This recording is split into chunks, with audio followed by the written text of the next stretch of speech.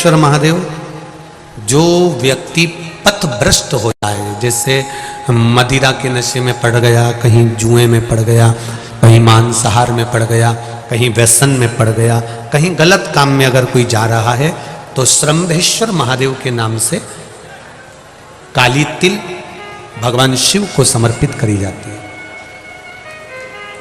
महाराज काली तिल को वापस उठाकर ले आते हैं। उसी काली तिल को जो मदिरा का नशा करने वाला होता है या जो गलत व्यसन में डूबा हुआ होता है, उसको वो सुबह के समय अगर नहीं खाता तो भोजन के साथ उसको दिया जाए। श्रंभेश्वर महादेव। एक बेलपत्री का भी बहुत अच्छा प्रयोग है श्रंभेश्वर महादेव का।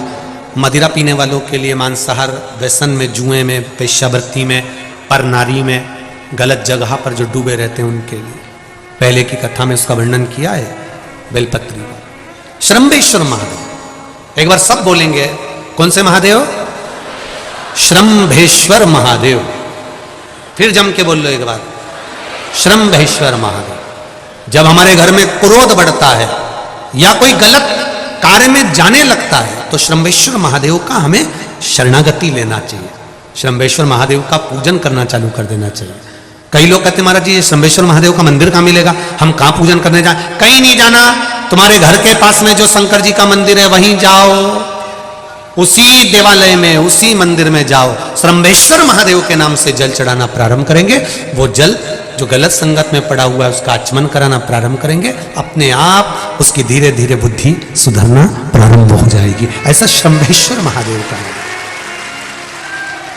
कुछ स्थान हमारे यहाँ पर बड़े सुंदर सुंदर स्थान निश्चित किए गए हैं। जैसे कैंसर आदि के मरीज के लिए हम लोग पहले भी कहते हैं कि त्रिजुगी नारायण का जल बड़ा महत्व रखता है। जिसका शरीर या जिसको एक पत्र आया है कि किसी को मिर्गी का झटका आना चालू हो गया था। अब पत्र ढूंढेंगे तो समय थोड़ा लग जाएगा। जिसने लिखा है उसके स्मरण में होगा। जिसने भी लिखा होगा कि बीमारी के चलते चलते फिर मिर्गी आना चालू हो गई।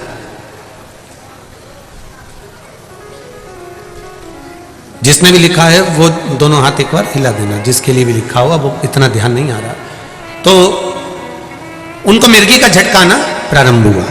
अब मिर्गी का झटका आना प्रारंभ हुआ, कई महीने निकल गए, मिर्गी के झटके बंद नहीं हो रहे। तब उन्होंने पत्र में लिखा है कि श्रंभेश्वर महादेव का आपने जो वर्णन करा था 31 बेलपत्र वाला, गुरुजी हमने वो 31 बेलपत्र वाला प्रयोग करना प्रारंभ करा और उन्होंने पत्र में लिखा है कि मिर्गी के झटके भी बाबा की कृपा से ठीक हो गए हैं। अब कोई झटके उनको आ नहीं। श्रंभेश्वर महादेव का जो वर्णन है, श्रंभेश्वर महादेव का जो गुणगान है, ये कोई साधारण नहीं है। शिव महापुराण में भागवत के प्रहलाद चरित्र को लाकर रखा गया है केवल श्रंभेश्वर महादेव के प्रागट्य के लिए। ऐसा श्रंभेश्वर महादेव का गुणगान। एक बार फिर आप लोग भूल ना जाओ, उसके लिए एक बार फिर से बोल लो। कौन से महादेव? श्रंभेश्वर महादेव। ये श्रंभेश्वर महादेव जैसे कुंदकेश्वर महादेव। कुंदकेश्वर महादेव का क्या काम है? माता पार्वती ने विदल उत्पल को मारने के लिए जो कुंदुक फेंका था, वो कुंदुक भगवान शंकर के पांव में जाकर गिरा था, तो शिव जी का नाम कुंदकेश्वर हो गया था।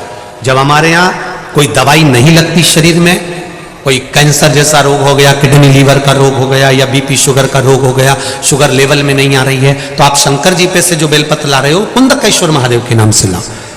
दवाई खाओ, डॉक्टर को दिखाओ, सारी जांचें कराओ, डॉक्टर के अनुसार चलो, डॉक्टर जैसा बताए वैसा करो, पर उस दवाई को भी शिव जी से कहकर कि बाबा कुंदकेश्वर महादेव का नाम लेकर उस दवाई को भी हम कुंदकेश्वर महादेव का प्रसाद समझ कर पाना प्रारंभ करो।